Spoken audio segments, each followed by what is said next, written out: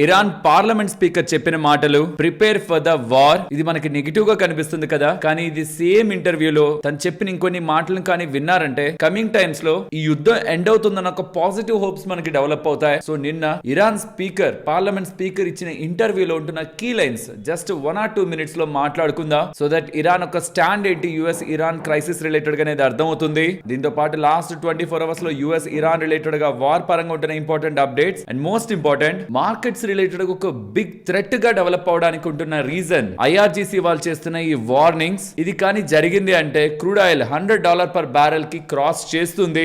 ఏంటి ఐఆర్జీసీ వాళ్ళు ఇస్తున్న వార్నింగ్ ఏంటి, మార్కెట్ రిలేటెడ్ గా ఇది ఎలాంటి ఇంపాక్ట్ ని క్రియేట్ చేస్తుందో కూడా డెఫినెట్ గా మాట్లాడుకునే ప్రయత్నం చేయాలి. దీంతో పాటు నిన్న యుఎస్ కి సంబంధించిన పీపీఐ డేటా వచ్చింది. ఆల్రెడీ వచ్చిన సిపిఐ ఇన్ఫ్లేషన్ డేటా అనేది సపోర్ట్ చేస్తుంది. ఆ రెండు డేటా పాయింట్స్ అది గోల్డ్ అండ్ సిల్వర్ రిలేటెడ్ గా ఎలాంటి ఇంపాక్ట్ ని చూపిస్తుంది, కమింగ్ డేస్ లో ఉండబోతున్న ఫెడ్ ఒక మీటింగ్ లో పాజిటివ్ డెవలప్మెంట్స్ ఎందుకు మనం ఎక్స్పెక్ట్ చేయొచ్చు, వీటన్నిటి గురించి గ్లోబల్ ఫ్యాక్టర్స్ గురించి మాట్లాడుకుందాం. స్పేస్ ఎక్స్ ఐపీఓ అని చాలా మంది దాని వెనక పడ్డారు. నిన్న ఐపీఓ ధర కంటే కిందకే స్పేస్ ఎక్స్ కంపెనీ యొక్క స్టాక్ ధర వచ్చింది. యాపిల్ స్టాక్ ప్రైస్ 4% పెరిగి ఆల్ టైమ్ హైక్ వెళ్ళింది. చైనా రిలేటెడ్ గా ఉంటున్న అప్డేట్. సో ఇవన్నీ గ్లోబల్ రిలేటెడ్ గా ఉన్న ఇంట్రెస్టింగ్ అప్డేట్స్ ని మాట్లాడుకుంటూ, ఇండియా పరంగా ఉన్న డేటా ఫ్యాక్టర్స్ ని మాట్లాడుకుంటూ, ఎఫ్ఐఎస్ ఒక సెల్లింగ్ మార్కెట్ ఒక యాక్టివిటీ ఈ రీసెంట్ డేస్ లో మీరు గమనిస్తే ఆల్మోస్ట్ ఒక 5-6 రోజుల నుంచి కరెక్ట్ గా ఒక పాయింట్ దగ్గరకు వచ్చి మార్కెట్ కింద పడుతుంది. ఆ పాయింట్ ఏంటి, ఎందుకు మార్కెట్ ఈ హర్డిల్ అండ్ మార్కెట్ కుంటున్న రేంజ్, ఈ మార్కెట్ యాక్టివిటీ గురించి మాట్లాడుకుంటూ ఇవాళ మన మార్కెట్ అనాలిసిస్ ని ఎండ్ చేద్దాం. Hello friends, welcome to day trader Telugu.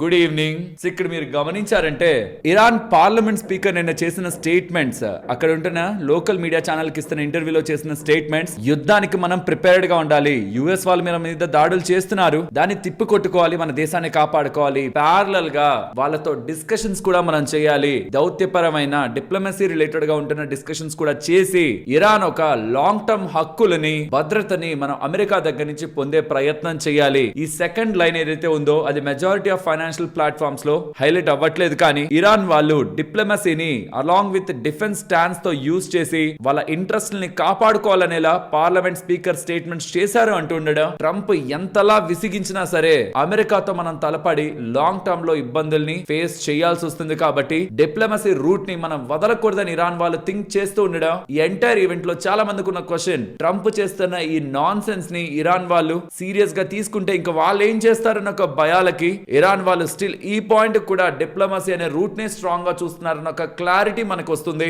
At least Iran దగ్గర నుంచి ఒక సర్ప్రైజ్ ఎలిమెంట్స్ ఏం మార్కెట్ లో అంత ఈజీగా ఇంకా ట్రంప్ లేకపోతే ఈ అమెరికా వాళ్ళు పుష్ చేస్తే కానీ యాజ్ ఆఫ్ నో గా ఉంటున్న పెరిమీటర్ లో అయితే Iran still diplomacy are US related గా ఇప్పుడు ఉంటున్న ఇష్యూస్ ని ఎంతో కొంత సార్ట్ అవుట్ చేసుకునే మైండ్ లోనే ఉందనేది మార్కెట్ పరంగా మనం చూడాల్సిన వెరీ ఇంపార్టెంట్ మంచి విషయం. అండ్ ఎస్, ఇరాన్ వాళ్ళు వాళ్ళ మీదకి దాడి యుఎస్ వాళ్ళు చేస్తూ ఉంటే ఇరాన్ వాళ్ళు కూడా యుఎస్ కి సంబంధించిన బేసెస్ మీద, మిడిల్ ఈస్ట్ లో వాళ్ళ రిలేటెడ్ గా బేసెస్ ఉన్నాయా వాటన్నిటి మీద దాడులు చేస్తున్నారు. And time to time central command, అమెరికాకు సంబంధించిన సెంట్రల్ కమాండ్ వాళ్ళు ఇరాన్ కి సంబంధించిన డిఫెన్స్ సైట్స్ అన్నిటి మీద దాడులు చేసి ఏదైనా షిప్ వెళ్తుంటే ఆ షిప్ మీద యుద్ధం జరగకుండా ఆ షిప్ మీద ఇరాన్ వాళ్ళు దాడి చేసే ఒక స్ట్రెంగ్త్ ఇరాన్ దగ్గర లేకుండా సమూలంగా నాశనం చేస్తున్నారనేలా అమెరికా వాళ్ళు చెప్తున్నారు. ఇక్కడ వరకు యుఎస్ ఇరాన్ ఇద్దరే మాట్లాడుకుంటున్నట్లు కనిపిస్తుంది. అమెరికాకు సంబంధించిన ట్రంప్ ఏమో ఇరాన్ వాళ్ళు నాకు కాల్ చేశారు, బెగ్ చేస్తున్నారు, డీల్ చేసుకోండి అని. సర్లే చూద్దాం అనుకుంటున్నానని ట్రంప్ అంటారు. ఇరాన్ వాళ్ళేమో మేము అలా ఏం చేయలేదనే స్టేట్మెంట్స్ అండ్ ఎంతో కొంత సాఫ్ట్ గా ట్రంప్ ని మాక్ చేసే స్టేట్మెంట్స్ చేస్తూ వస్తున్నారు. కానీ ఐఆర్జీసీ వాళ్ళు మాత్రం ఒక స్టెప్ ముందుకు వెళ్లి రెవల్యూషనరీ గార్డ్స్ ఇరాన్ కి సంబంధించిన వాళ్ళు ఈ ఎంటైర్ యుద్ధంలో వాళ్ళదే కీ రోల్ అనమాట. జస్ట్ నాయకులు మాట్లాడుతున్నారంతే, ఐఆర్జీసీ కీ రోల్. వాళ్ళు ఏమంటున్నారంటే ఇరాన్ కి సంబంధించిన ఆయిల్ బయటకు వెళ్లకుండా యుఎస్ వాళ్ళు ఒక బ్లాకెట్ పెట్టారు కదా, అలా జరగడం కుదరదట. ఒకవేళ ఇరానియన్ ఆయిల్ బయటకు వెళ్ళకూడదు అనుకుంటే, యుఎస్ వాళ్ళు ఆపాలనుకుంటే ఒక్క ఇరాన్ ఆయిల్ ని కాదు మొత్తం మిడిల్ ఈస్ట్ లో ఉంటున్న ఆయిల్ అంతటిని ఆపండి, మమ్మల్ని ఒక్కరినే స్పెషల్ గా ట్రీట్ చేయొద్దు. ఒకవేళ మీరు మమ్మల్ని ఒకటే స్పెషల్ గా ట్రీట్ చేస్తే మేమెవరిని వదలం, మేమెవరిని కూడా మిగిలిన కంట్రీస్ అన్నింటినీ కూడా స్ట్రైట్ ఆఫ్ హార్మోస్ నుంచి బయటకు వదలం. ఆల్సో బాబ్ అల్ మాందెబ్ రిలేటెడ్ గా ఇక్కడ చూడాలి, రెడ్ సీ రిలేటెడ్ గా కూడా, బాబెల్ మాందెబ్ రిలేటెడ్ గా కూడా ఈ స్ట్రైట్ ఆఫ్ హార్మోస్ అన్న అనుకుంటే ఈ బాబెల్ మాందెబ్ తమ్ముడు అనమాట. సో జాగ్రత్తగా గమనించాలి, ఇది straight of హార్మోస్. Straight of Hormuz దగ్గర ఇక్కడ ఇరాన్ వాళ్ళు కంట్రోల్ చేస్తున్నారు అనుకోండి, ఇరాన్ వాళ్ళు సమ్ టోల్ ఫీజ్ తీసుకొని కొంతమందిని పంపిస్తున్నారు. ఇక్కడ యుఎస్ వాళ్ళు బ్లాకెట్ పెట్టేశారనమాట. యుఎస్ వాళ్ళు ఏం చేస్తున్నారు, ఇరాన్ షిప్స్ కాకుండా మిగిలిన షిప్స్ ని వదులుతున్నారు. ఇప్పుడు ఐఆర్జీసీ వాళ్ళు ఏమంటున్నారంటే యుఎస్ తో, మీరు కేవలం ఇరాన్ షిప్స్ ఒక్కటే వదలకుండా మిగిలిన వాటిని వదిలేస్తే కరెక్ట్ కాదు, మీరు వదలకుండా అంటే అన్నిటిని వదలొద్దు. అలా యుఎస్ చేయదు, ఎందుకంటే ఎనర్జీ ప్రైజులు పెరిగిపోతాయి. కేవలం ఇరాన్ ని మాత్రమే టార్గెట్ చేస్తే మేము ఇక్కడ మిగతా కంట్రీస్ కి సంబంధించిన షిప్స్ ని టార్గెట్ చేస్తాం. ఆల్సో ఈ మిడిల్ ఈస్టర్న్ కంట్రీస్ వాళ్ళ క్రూడ్ ఆయిల్ ని ఇక్కడ ఈ జోన్స్ లో ప్రొడ్యూస్ అవుతున్న క్రూడ్ ఆయిల్ ని ఇలా తీసుకొచ్చి రెడ్ సీ ద్వారా ఈ బాబ్ ఎల్ మ్యాందబ్ స్ట్రైట్ ద్వారా బయటికి తీసుకురావాలనుకుంటారు కదా. సో మేము ఎమన్ తో మాట్లాడి, అంటే అక్కడ గవర్నమెంట్ తో కాదు, అక్కడ ఉంటున్న హౌతీ రెబెల్ గ్రూప్ తో మాట్లాడి ఇక్కడి నుంచి కూడా వెళ్ళనీయకుండా చేస్తాం, ఇది కూడా చోక్ చేస్తాం. సో ఇక్కడ క్రూడ్ ఆయిల్ రిలేటెడ్ గా రిస్ట్రిక్షన్స్ పెట్టుకుంటాం, ఇక్కడ కూడా చోక్ చేస్తాం. సో కాబట్టి మమ్మల్ని టార్గెట్ చేయొద్దు, ఇరాన్ ఒక ఎకానమీని టార్గెట్ చేయొద్దని ఐఆర్జీసీ వాళ్ళు ఇంపార్టెంట్ గా అలర్ట్ నైతే ఇస్తున్నారు. అది మీకు ప్రధానమైన ఫైనాన్షియల్ ప్లాట్ఫామ్స్ అన్నిట్లో కూడా ఇంపార్టెంట్ హెడ్ లైన్స్ గా మీకు కనిపిస్తుంది. లాస్ట్ టైం కూడా బాబెల్ మ్యాందబ్ రిలేటెడ్ గా ఏమైనా అడ్డంకులు వస్తాయా? స్ట్రైట్ ఆఫ్ హార్మజ్ ఎలాగో క్లోజ్ లోనే ఉంది. లాస్ట్ టైం బాబెల్ మ్యాందబ్ అయినా క్లోజ్ అవుతుందని ఒక భయాలు రేకొన్నాయి, కానీ అదేం క్లోజ్ అవ్వలేదు. కానీ ఇప్పుడు యుఎస్ వాళ్ళు కొంత స్టెప్ ముందుకు వేసి ఇరాన్ ని కొంత రిస్ట్రిక్ట్ చేయాలి ఎకానమీ పరంగా చూస్తున్నసరికి, మమ్మల్ని మీరు నాశనం చేయాలనుకుంటే మాతో పాటు అందరూ నాశనం అవ్వాలి. బాబెల్ మ్యాందబ్ ని స్ట్రైట్ ఆఫ్ హార్మజ్ ని రెండింటిని కూడా మీరు రిస్ట్రిక్ట్ చేస్తామనేలా ఇరాన్ కి సంబంధించిన ఐఆర్జీసీ వాళ్ళు మిడిల్ ఈస్ట్ ఆయిల్ మొత్తాన్ని, గ్యాస్ ఆయిల్ మొత్తాన్ని కూడా చోక్ చేస్తాం, యుఎస్ బ్లాకేడ్ ని తీసేయండి అనేలా చెప్తున్నారు. ఇది నెక్స్ట్ నిజంగానే కార్యరూపం దాలిస్తే యెమెన్ కి సంబంధించిన హౌతీ అండ్ స్ట్రైట్ ఆఫ్ హార్మజ్ దగ్గర నిజంగానే యుఎస్ బ్లాకేడ్ ఎత్తకపోతే, వాళ్ళ రిస్ట్రిక్షన్స్ ని పెంచితే, దెన్ అది క్రూడ్ ఆయిల్ ని $100 పర్ బ్యారెల్ అబో తీసుకువెళ్లే అవకాశం ఉంది. Which is bad for market, which is bad for gold and silver. కానీ ఈ ప్రాసెస్ లో ఇరాన్ హర్ట్ చేసుకోవాలి. ఇది ఎలా అంటే, ఇరాన్ వెనక యుఎస్ వాళ్ళు ఉన్నారు, యుఎస్ వాళ్ళని ఒకవేళ ఏదైనా గుచ్చాలన్నా పొడవాలన్నా అది త్రూ వీళ్ళ ద్వారానే వెళ్ళాలన్నమాట. ఆ హర్ట్, ఆ పెయిన్ వీళ్ళ ద్వారానే వెళ్ళి యుఎస్ ని ప్రిక్ చేయాలి, ఐ మీన్ కొంచెం గుచ్చే ప్రయత్నం చేయాలి. సో కాబట్టే అన్నెసరీగా ఇరాన్ ఆ ఐఆర్జీసీ స్టెప్స్ తీసుకోవట్లేదు, అన్లెస్ టూ మచ్ కార్నరింగ్ అయితే తప్పించి, ఇంకా మనకి ఇంకో ఆప్షన్ లేదు ఇది కాకుండా ఉంటే తప్పించి వాళ్ళ సైడ్ కి అయితే వెళ్ళరు. అండ్ ఈ లోపు ఒకవేళ యుఎస్ ఇరాన్ కానీ మళ్ళీ టేబుల్ దగ్గరికి వచ్చి డిస్కషన్ చేసుకుంటున్నారని అప్డేట్స్ వస్తే, దెన్ ఈ ఎంటైర్ ఇష్యూ సైడ్ లోనే అవకాశం ఉంది. And US naval blockade lift చేస్తున్నాం అగైన్ అని యుఎస్ వాళ్ళు చెప్పారనుకోండి, ఎంటైర్ ఈవెంట్ లో నెక్స్ట్ కమింగ్ టైమ్స్ లో మనం చూసే ఇంకొక పాజిటివ్ ఎలిమెంట్ అనమాట. యుఎస్ బ్లాకేడ్ పెట్టారన్న క్రూడ్ ఆయిల్ స్ట్రైట్ అవే పైకి పెరిగే ప్రయత్నం, $85 పర్ బ్యారెల్, ఇప్పుడు కూడా $85 పర్ బ్యారెల్ దగ్గరగా క్రూడ్ ఆయిల్ ఉంది. జస్ట్ స్ట్రైట్ ఆఫ్ హార్మోస్ దగ్గర ఉంటున్న naval blockade, US naval blockade lift అయితే most of the recent times లో క్రూడ్ ఆయిల్ ఏదైతే పెరిగిందో అది చాలా వరకు కూల్ ఆఫ్ అయ్యే అవకాశం ఉంది. సో ఈ రెండింటిని, ఐఆర్జీసీ వాళ్ళ యాక్టివిటీని అండ్ యుఎస్ ఒక నేవల్ బ్లాకేడ్ ని, ఈ ఎంటైర్ ఇన్సిడెంట్స్ లో కీ ఎలిమెంట్స్ గా ట్రాక్ చేయాలి. నెక్స్ట్ గ్లోబల్ మార్కెట్స్ గురించి మాట్లాడుకుందాం. నిన్న యాపిల్ కంపెనీ 4% పెరిగి ఆల్ టైమ్ హైక్ వెళ్ళిపోయింది. బికాస్ యాపిల్ ఇంటెలిజెన్స్ ఫీచర్ ఉంది కదా, 2 సంవత్సరాల నుంచి అది చైనాలో యాక్సెప్ట్ కాలేదు, ఇప్పుడు యాక్సెప్ట్ చేశారు. సో ఇప్పుడు యాపిల్ ఇంటెలిజెన్స్ చైనాలోకి అడుగు పెట్టబోతుంది. ఈ రీజన్స్ తోనే యాపిల్ స్టాక్ పెరిగింది. అండ్ సెమీ కండక్టర్స్ రిలేటెడ్ గా రీసెంట్ టైమ్స్ లో కొంత వీక్నెస్ అయితే కనిపిస్తుంది కదా, ఏఐ రిలేటెడ్ గా నెగిటివ్ అని కాదు. ఇక్కడ నుంచి కొన్ని డేస్ బ్యాక్ చెప్పాను, డీప్ సీక్ వాళ్ళు చైనాకు సంబంధించిన చాట్ జీపీటీ కాంపిటీటర్, వాళ్ళు ఓన్ గా వాళ్ళ చిప్స్ ని తయారు చేసుకుంటారని. రీసెంట్ గా మెటా వాళ్ళు, ఫేస్బుక్ వాళ్ళు కూడా వాళ్ళ ఓన్ చిప్స్, ఏఐ రిలేటెడ్ కావాల్సిన చిప్స్ వాళ్ళే తయారు చేసుకుంటున్నారంటే, మరి దీని రిలేటెడ్ గా ఎగ్జిస్టింగ్ గా బిజినెస్ చేస్తున్న వాళ్ళ పరిస్థితి ఏంటి? సో ఈ క్వశ్చన్ మార్క్స్ అయితే రీసెంట్ టైమ్స్ లో నెలకొంటున్నాయి. కాబట్టి ఏఐ అండ్ మెమరీ రిలేటెడ్ గా చిప్స్ లో కూడా రీసెంట్ టైమ్స్ లో మంచిగా ఫాల్ అయితే కనిపిస్తూ ఉంది. అండ్ ఇదే దారిలోనే రీసెంట్ టైమ్స్ లో ఫుల్ యుఫోరియాతో $200 పైగా వెళ్ళిపోయిన space X IPO Elon Musk ని ఎక్కడో పెట్టేసింది ప్రపంచ ధనవంతుల జాబితాలో. ఇప్పుడు కొంత కూల్ ఆఫ్ అయిపోయి ఐపీఓ ధర కంటే కిందకు వచ్చింది. ఐపీఓ టైంలో చాలా మంది యుఫోరిక్ గా దీనికి అప్లై చేసే ప్రయత్నం చేశారు. ఇప్పుడు ఐపీఓ ధర కంటే కూడా $135 కంటే కూడా కిందకి స్పేస్ ఎక్స్ యొక్క ధర అయితే వచ్చింది. అని నా యుఎస్ కి సంబంధించిన పీపీఐ డేటా అప్డేట్ అయింది. Largest drop in 14 months, zero దగ్గరగా, న్యూట్రల్ దగ్గరగా ఉంటుంది అనుకుంటే 0.3% నెగిటివ్ గా స్ట్రింక్ అయింది అనమాట. ఇది ఎందుకు ఇంపార్టెంట్ అంటే, ప్రొడ్యూసర్ లెవెల్లో ఉంటున్న డేటా, ఇన్ఫ్లేషన్ డేటా వీక్ గా ఉంటే నెక్స్ట్ కన్స్యూమర్ లెవెల్లో ఉంటున్న డేటా కూడా మనకి బెటర్ గా వస్తుంది, నాకు ఎక్స్పెక్టేషన్స్ ఉంటాయి. రీసెంట్ గానే యుఎస్ వాళ్ళు రిలీజ్ చేసిన సిపిఐ ఇన్ఫ్లేషన్ డేటా, ఇప్పుడు రిలీజ్ అవుతున్న జూలైలో రిలీజ్ అవుతున్న పీపీఐ ఇన్ఫ్లేషన్ డేటా రెండు కూడా కంబైన్ అయ్యి next Fed meeting 28th start అవబోతున్న ఫెడ్ మీటింగ్ 29th మనకు అప్డేట్ వస్తుంది. దాంట్లో ఫెడ్ వాళ్ళ డెసిషన్ ని ఇంపాక్ట్ చేసే అవకాశం ఉంది. సో రీసెంట్ టైమ్స్ లో ఇన్ఫ్లేషన్ డేటా అనుకున్న దానికంటే బెటర్ గానే వస్తుంది. And gold and silver recent times లో క్రూడ్ ఆయిల్ పెరిగేసరికి కొంత సెల్లింగ్ ప్రెషర్ కి అయితే వెళ్ళి ఒక జోన్ లో అయితే మెయింటైన్ అవుతూ ఉంది. $85 పర్ బ్యారెల్ క్రూడ్ ఆయిల్ పెరిగి అక్కడే సస్టైన్ అయిందనమాట. బట్ థ్యాంక్స్ టు రూపీ $96.35 కి $95.50 నుంచి పెరగడం కారణంగా గోల్డ్ అండ్ సిల్వర్ ధరలు ఈ లెవెల్స్ లైనా సస్టైన్ అయ్యాయి, లేదంటే ఇంకా పడే అవకాశం ఉంది. సో రెండు బ్యాడ్ అనమాట. గోల్డ్ అండ్ సిల్వర్ ధరలు పెరగడం ఇన్వెస్టర్స్ కి మంచిదేమో, కానీ ఆబ్వియస్ గా కొనాలనుకున్న వాళ్ళకి అండ్ పేద మధ్యతరగతి ప్రజలకి ఖచ్చితంగా అది భారమే. అండ్ రూపీ వీక్ అవుతుండడం కూడా మంచి విషయం కాదు. ఈ రెండు స్టెబిలైజ్ అవ్వాలంటే ఖచ్చితంగా క్రూడ్ ఆయిల్ ధరలు బిలో $80 పర్ బ్యారెల్ కి రావాలి. అలా రావాలంటే యుఎస్ ఇరాన్ రిలేటెడ్ గా ఉన్న క్రైసిస్ ఎండ్ అవ్వాల్సిన అవసరం లేదు, స్ట్రైట్ ఆఫ్ హార్మోస్ ఓపెన్ అవ్వాలి.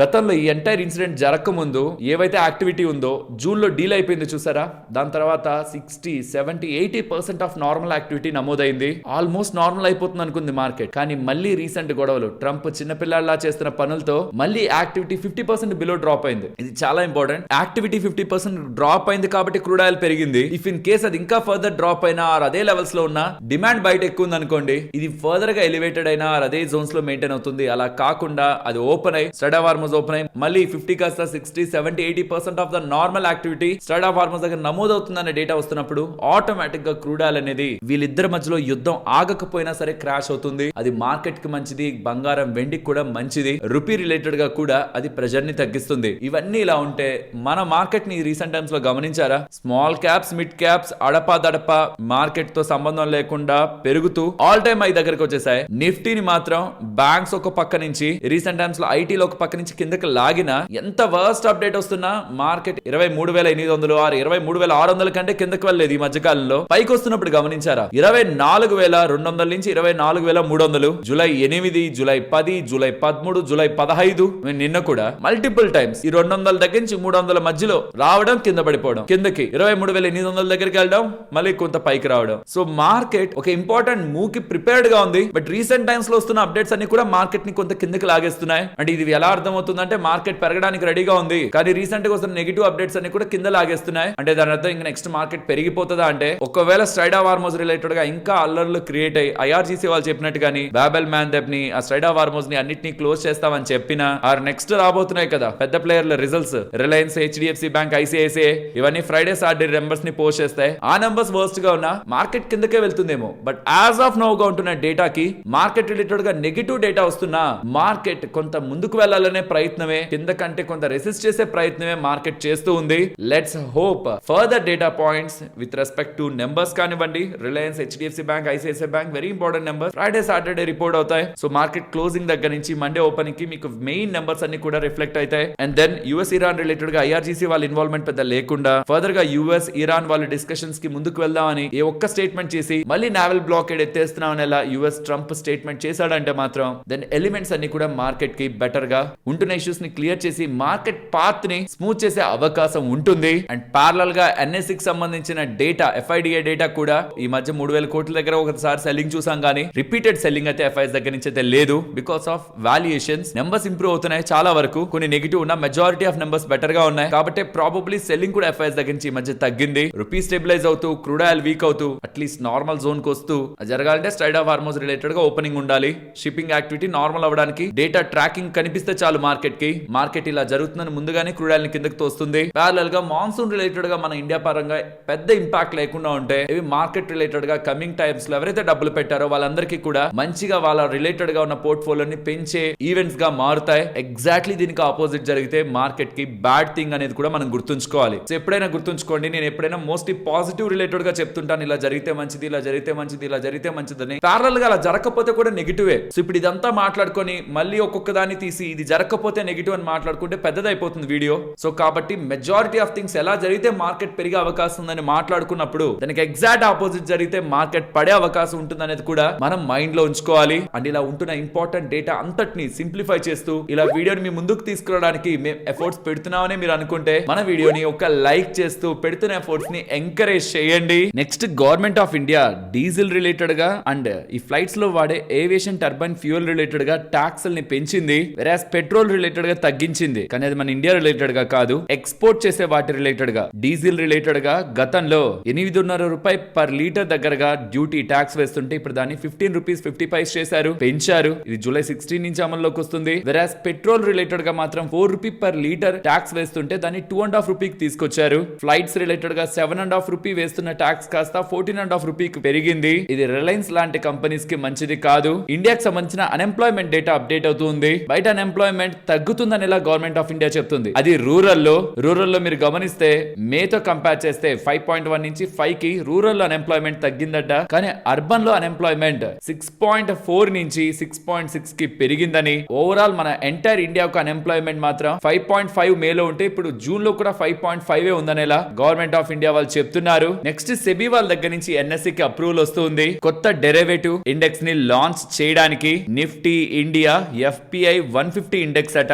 ఆగస్ట్ 12th నుంచి దీని పరంగా ఫ్యూచర్స్ అండ్ ఆప్షన్స్ మనం చూస్తాం. అసలు ఇంతకీ ఇది దేని ట్రాక్ చేస్తుంది? నిఫ్టీ 500 లో లార్జ్ అండ్ లిక్విడ్ స్టాక్స్ ఉంటాయి కదా, అందులో ఒక 150 స్టాక్స్ ని, టాప్ గా ఉంటున్న స్టాక్స్ ని ట్రాక్ చేస్తుంది. దేని బేస్ చేసుకొని? Foreign investable free float market capitalization ని బేస్ చేసుకొని. అందుకే దీనికి ఇండియా FPI 150 ఇండెక్స్ అని పెట్టారు. సో ఫారినర్స్ ఇన్వెస్ట్మెంట్స్ చేయగలిగే free float capitalization, market capitalization పరంగా వేటిల్లో ఉందో దాంట్లో ఉంటున్న 150 సెలెక్ట్ చేసుకొని ఇండెక్స్ ఉండబోతుందని, and last expiry of every month ఇది సెటిల్ అవుతుందని. మంత్లీ కాంట్రాక్ట్స్ తీసుకొస్తున్నారు. వీక్లీ తీసుకురావాలంటే అంత డిమాండ్ ఉండాలి కదా, మంత్లీ కాంట్రాక్ట్స్ ని తీసుకొస్తారని ఇలా NSE వాళ్ళు అప్డేట్ చేస్తున్నారు. కారు ఉన్న ప్రతి ఒక్కరూ గమనించాలి, ఒక కస్టమర్ తన కారు రీసెంట్ టైమ్స్ లో ఉంటున్న E20 పెట్రోల్ వేసుకున్న తర్వాత సరిగా పనిచేయట్లేదని మారుతి సుజుకి వాళ్ళ దగ్గరికి వెళ్తే దానికి మేమేం చేయగలం అనేలా కస్టమరే దీని రిలేటెడ్ గా ఉన్న రిపేర్స్ ని బేర్ చేయాలి, సర్టైన్ లిమిట్ తర్వాత అనేలా వాళ్ళు చెప్తూ ఉండడం.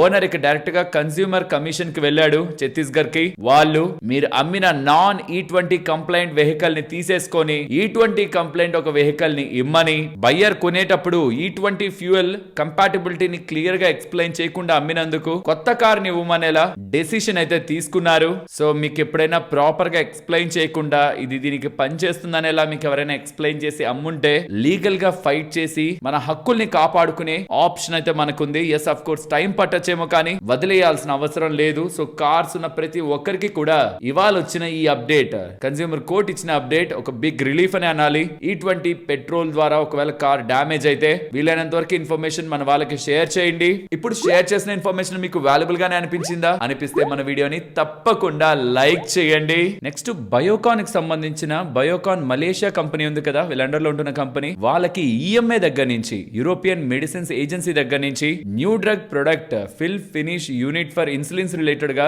అప్రూవల్ అయితే లభించింది. సెమిగ్లీ డ్రగ్ రిలేటెడ్ గా. దీంతో ఇప్పుడు వీళ్ళు యూరోప్ కూడా దీన్ని ఎక్స్పోర్ట్ చేస్తారట. Q2 FY 27 నుంచి ఎక్స్పోర్ట్ స్టార్ట్ అవుతాయని బయోకాన్ వాళ్ళు చెప్తున్నారు. ACME సోలార్ వాళ్ళు ఉన్నారు కదా, వాళ్ళకి 2646 crore 64 lakhs విలువ చేసే ప్రాజెక్ట్ ఫండింగ్ REC వాళ్ళ దగ్గర నుంచి లభించిందని, ఇది లాంగ్ టర్మ్ ప్రాజెక్ట్ ఫండింగ్ అని, ఇందులో REC వాళ్ళే సోల్ ఫైనాన్సర్ గా ఉంటారని ఫర్ ద ప్రాజెక్ట్స్ 20 years వీళ్ళు అప్డేట్ చేస్తున్నారు. సో వీళ్ళు నెక్స్ట్ చేయబోతున్న ప్రాజెక్ట్స్ రిలేటెడ్ గా ఫండింగ్ కి, లాంగ్ టర్మ్ ఫండింగ్ కి వీళ్ళకి ఇప్పుడు రూట్ క్లియర్ అవుతున్నట్టు. ITI కంపెనీ ఇవాళ పెరిగిందా?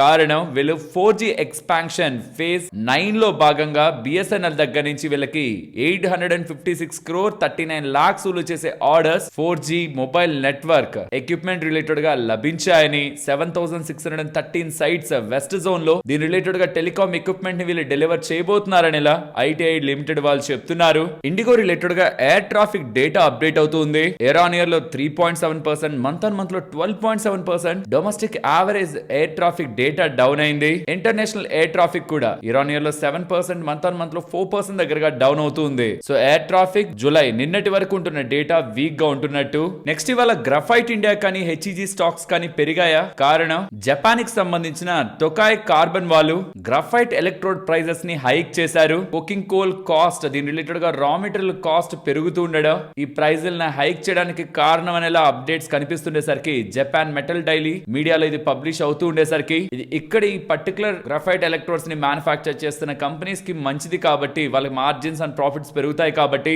స్టాక్స్ ఇవాళ పెరిగాయి. నెక్స్ట్ ABB ఇండియా కంపెనీ ఇవాళ 6% దగ్గరగా పెరిగిందా? కారణం వీళ్ళ గ్లోబల్ కంపెనీ నెంబర్స్ ని పోస్ట్ చేస్తున్నప్పుడు ఇండియా బిజినెస్ రిలేటెడ్ గా చాలా మంచి కామెంట్స్ చేశారు. India order inflow Q2 calendar year 26 లో 81% గ్రో అయిందని, ఫర్దర్ గా కూడా ఆర్డర్ ఇన్ఫ్లో గ్రోత్ ని వాళ్ళు స్ట్రాంగ్ గా ఎక్స్పెక్ట్ చేస్తున్నట్లు వీళ్ళు అప్డేట్ చేస్తూ ఉండడం స్టాక్ ఇవాళ పెరిగింది. నాకు తెలిసి ఇది ఒక highest ever order book growth in very long time ABB related గా. నెక్స్ట్ JNK ఇండియా గురించి మాట్లాడుకోవాలి. స్టాక్ ఇవాళ ఎక్కువగా పడింది కదా, కారణం UAE కి సంబంధించిన కంపెనీ CC7 ఎమిరేట్స్ ఇంజనీరింగ్ వాళ్ళు గతంలో ఇచ్చిన ప్రాజెక్ట్ ని క్యాన్సిల్ చేసుకున్నారనేలా అప్డేట్స్ వస్తుండడం స్టాక్ లో ఇవాళ మనకి సెల్లింగ్ ప్రెషర్ కనిపించింది. ఇది ఒక ఇన్సినరేటర్ ప్యాకేజ్ ఆర్డర్, అందో లార్జ్ ఆర్డర్ ఇది. కాకపోతే కంపెనీ క్లారిఫికేషన్ అయితే ఇస్తుంది. దీని రిలేటెడ్ గా ఆల్రెడీ డిక్లేర్ చేసిన రెవెన్యూ అండ్ అసోసియేటెడ్ ప్రాఫిట్ మీద ఎటువంటి ఫైనాన్షియల్ ఇంపాక్ట్ ఉండదని వీళ్ళైతే చెప్తున్నారు. ఇది వీళ్ళకి June 8, 2026 వచ్చిన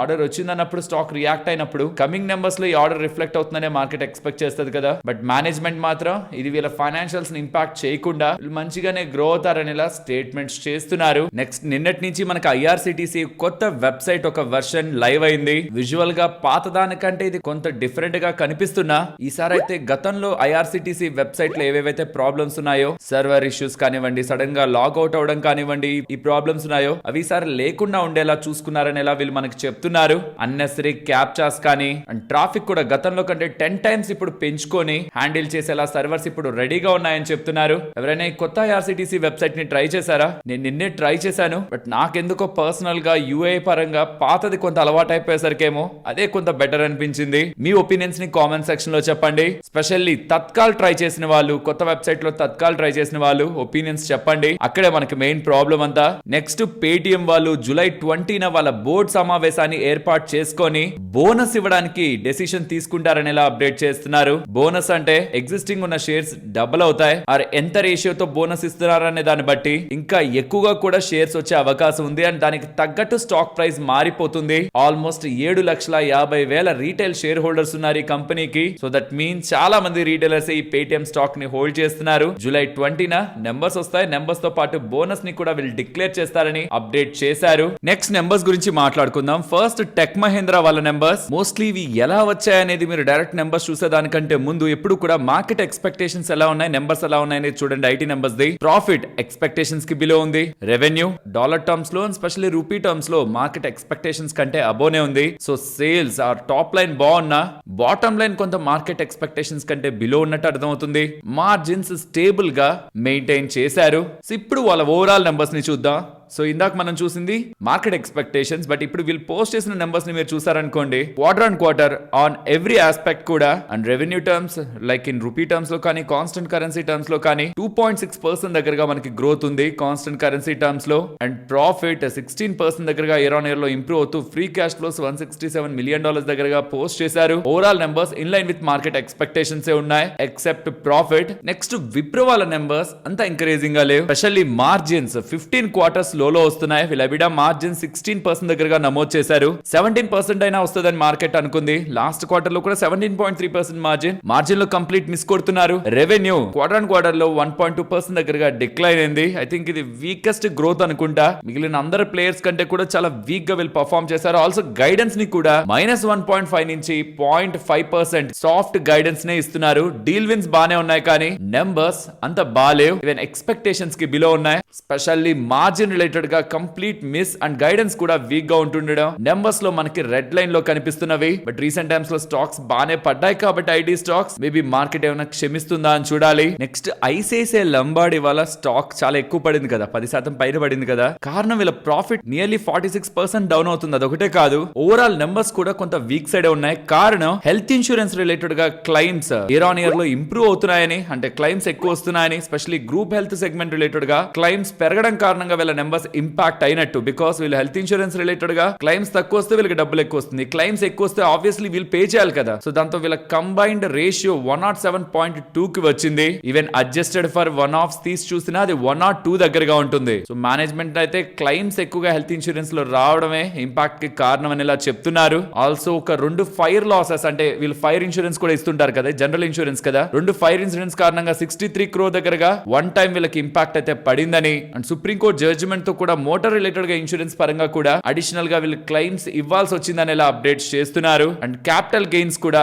గతంలో 380 crore వస్తే ఇప్పుడు 183 crore రావడం కూడా ప్రాఫిట్ డిక్లైన్ అవడానికి కారణం అని ఐసిఐసిఐ లంబార్డ్ వాళ్ళు చెప్తున్నారు. But overall numbers below market expectations ఉంటుండడం, స్టాక్ లో ఇవాళ ఎక్కువ పడ్డం అయితే మనం చూసాం. నెక్స్ట్ ఏంజల్ వన్ వాళ్ళ నెంబర్స్ ఇది మాట్లాడుకుందాం, తర్వాత గ్రో నెంబర్స్ తో కంపేర్ చేద్దాం. Revenue 25%, operating side operating margin మనకు పెరుగుతుంది 32.7 కి, ఆపరేటింగ్ ప్రాఫిట్ పెరిగింది, ఈవెన్ ప్రాఫిట్ 102% వచ్చింది. And rest of the metrics కూడా majority of metrics decent enough వీళ్ళు పోస్ట్ చేస్తున్నారు. వెరాజ్ మీరు దీన్ని గ్రో తో కంపేర్ చేశారనుకోండి, వీళ్ళిద్దరి రెవెన్యూ ఒకటే 1500 crore దగ్గరగా, ఇయర్ ఆన్ ఇయర్ లో గ్రోత్ కూడా సిమిలర్ ట్రాక్షన్ కనిపిస్తుంది. ప్రాఫిట్ కి వచ్చేసరికి ఏంజల్ వన్ 380 crore అయితే growth 735 crore. But market capital చూడండి, ఏంజల్ వన్ కంపెనీ మొత్తం మీరు కొనేయాలంటే 25,500 కోట్లు పెట్టాలి, వెరాజ్ గ్రో కంపెనీని కొనాలంటే 1,33,000 కోట్లు పెట్టాలి. సో ఏంజల్ వన్ కి మల్టిపుల్ టైమ్స్ ప్రీమియం లో గ్రో ట్రేడ్ అవుతుంది బికాస్ కమింగ్ టైమ్స్ లో ఎక్కువ గ్రో అవుతుందని మార్కెట్ ఎక్స్పెక్ట్ చేస్తుంది కాబట్టి సో వీళ్ళిద్దరి దగ్గర నుంచి వచ్చిన నెంబర్స్ స్లో అండ్ స్టడీగా బెటర్ గానే ఉన్నాయి.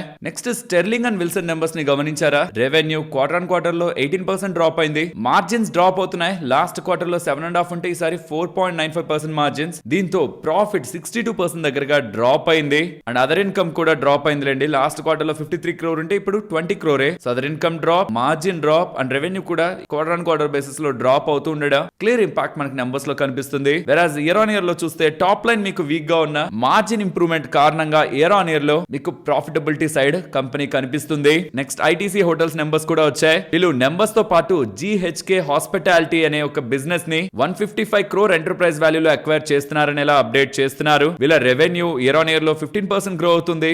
మార్జిన్ 31.2% దగ్గరగా మెయింటైన్ చేస్తూ ప్రాఫిట్ 35.5% దగ్గరగా మెయింటైన్ చేశారు. అది ఇయర్ ఆన్ ఇయర్ లో చూస్తున్నప్పుడు క్వార్టర్ లో రెవెన్యూ 25%, మార్జిన్స్ డిక్లైన్, ప్రాఫిటబిలిటీ కూడా డ్రాప్ అయింది. But hotel business year on year లో చూసే బిజినెస్ అండ్ లాస్ట్ Q4 లో ఎక్సెప్షనల్ గెయిన్ వీళ్ళకి 4 crore అరౌండ్ ఉందనేది కూడా గుర్తుంచుకోవాలి. అండ్ ఆల్సో వీళ్ళకి జీహెచ్కే హాస్పిటాలిటీ రిలేటెడ్ గా అక్విజిషన్ అప్డేట్ కూడా ఈసారి ఉంది. వెరాస్ Borosil renewable numbers decent enough ఉన్నాయి. ఇయర్ ఆన్ ఇయర్ లో 17% revenue growth, margin expansion and profit కూడా గతంలో లాసెస్ ఉండే వాళ్ళు కాస్త ఇయర్ ఆన్ ఇయర్ లో ఇప్పుడు ప్రాఫిట్లు వీళ్ళు పోస్ట్ చేశారు. క్వార్టర్ లో మీకు నెంబర్స్ వీక్ గా కనిపిస్తాయి. But on year decent enough numbers. Next Polycab numbers ని మీరు గమనిస్తే రెవెన్యూ 39% దగ్గరగా గ్రో అయింది. మార్జిన్స్ ఇయర్ ఆన్ ఇయర్ లో డిప్ అవుతున్నాయి. But thanks to revenue 39% grow అయినా మార్జిన్స్ డిప్ అవడం కారణంగా operating profit 32% and profit 33% grow అయింది. అండ్ వీరు వైర్స్ అండ్ కేబుల్ సెగ్మెంట్ చూస్తే అక్కడ 39% టాప్ లైన్ లో గ్రోత్ కనిపిస్తుంది. డొమెస్టిక్ సెగ్మెంట్ లో స్ట్రాంగ్ గ్రోత్ ఉంది అనమాట 43%. సో కన్స్ట్రక్షన్స్ అన్ని బాగా జరుగుతున్నట్టున్నాయి. Wires and cable segment strong గా పర్ఫార్మ్ చేసింది. And FMEG fast moving electronic goods లో కూడా 71% గ్రోత్ అండ్ ఈపీసీ సెగ్మెంట్ లో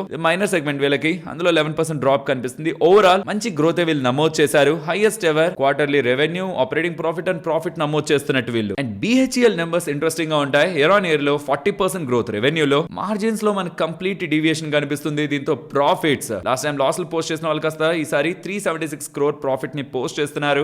ఇదే మీరు క్వార్టర్ తో కంపేర్ చేస్తే కంప్లీట్ గా మారుతుంది. క్వార్టర్ లో డిక్లైన్ కనిపిస్తూ ఉంటుంది. బట్ ఓవరాల్ నెంబర్స్ బెటర్ గానే ఉన్నాయి. వీళ్ళ పవర్ రెవెన్యూ 52% దగ్గరగా గ్రో అయింది. Industry revenue 12%, other income 25%. Next Jio finance వాళ్ళు నెంబర్స్ ని పోస్ట్ చేశారు. వీళ్ళ ఇన్వెస్టర్ ప్రెజెంటేషన్ ని చూడండి. వీళ్ళ మెజారిటీ ఆఫ్ ఇన్కమ్స్ మంచిగానే గ్రో అవుతున్నాయి. ఇక్కడ కొంచెం డౌన్ సైడ్ కి వచ్చారంటే వీళ్ళ నెంబర్స్ రిలేటెడ్ గా టోటల్ ఇన్కమ్ 47% గ్రో అవుతుంది. ఎక్స్పెన్సెస్ ఇంక్రీజ్ అవుతున్నా సరే pre provisioning operating profit 54%, profit before exception item 186% and profit before tax 186 and profit after tax net profit 205% grow అయిందని. And quarter even year on year లో కూడా strong growth Jio finance వాళ్ళు తీసుకొచ్చారు.